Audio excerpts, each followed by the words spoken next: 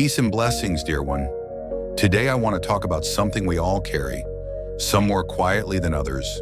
It's the ache of failure, that feeling that we've fallen short, that we weren't enough, that we let someone down, maybe ourselves most of all. But here is what I've learned, not just in silence and study, but in stumbling many times along the path. Failure is not the end.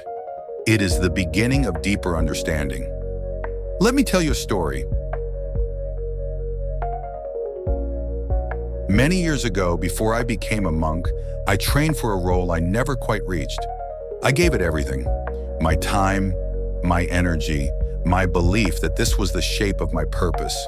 And when I was told, "You're not ready," I felt something in me crumble. I walked for hours after that conversation, not to escape, but to listen, to the wind, to the sadness. And somewhere between one breath and the next, a thought came. Not mine, but as if whispered by the universe. Are you grieving the loss of the goal or the identity you tied to it? You see, we often build our worth around what we achieve. But when the structure falls, what's left?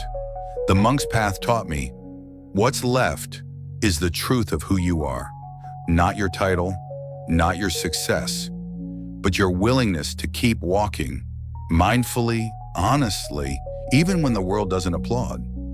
Failure is not a crack in your story. It is your story. Every great mountain climber has slipped. Every wise teacher has doubted. And every spiritual seeker has knelt before the altar of disappointment and asked, why?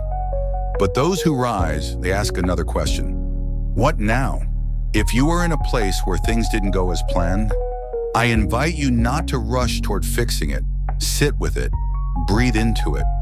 There is wisdom in the wound if you are willing to stay still long enough to hear it speak. Ask yourself, what did this teach me about what truly matters?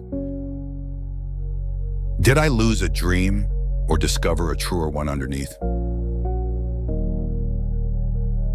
Can I forgive myself and begin again, not from where I fell, but from who I've become? We do not practice to be perfect. We practice to be present, to bow to the full experience of life, not just the triumphs, but the trembles. You are not broken because you failed. You are being reshaped, like stone smoothed by river water, like bamboo that bends with the wind but never breaks. So, dear soul, if you've fallen, welcome. This is sacred ground, the ground where we learn compassion, the ground where ego softens and spirit rises. Do not be afraid of the fall. It's where the lotus begins. And when you rise, because you will, may you rise not harder but softer, not with armor but with wisdom. And may you walk forward, not as the person who failed, but as the person who grew. Be kind to yourself. You are still becoming. Peace be with you.